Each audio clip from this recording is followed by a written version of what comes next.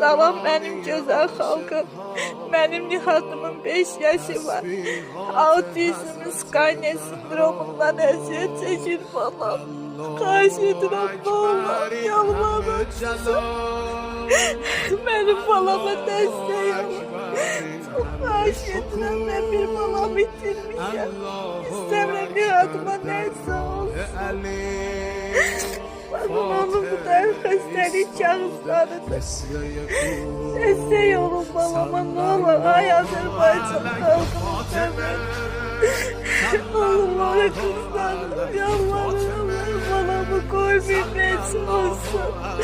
Yalvarırım size, hele 1 manatdan balama destek olun. Onun muhacesini devam ettirin. Çok karşı edirəm. İnşallah balam tezkiyet düzelsin. Daha destek istemiyorsun. Şimdi tekrar gücüm kuvvet sat. 300 manat maaş istəyirəm. Yetimçiliklə böyüdürəm balam. Destek olun, kurban olun size. Diz çökürəm size, xahiş edirəm.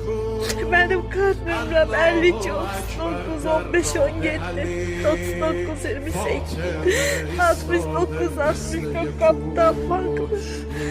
Ne olur destek olun, balam gibi günden pisleşir.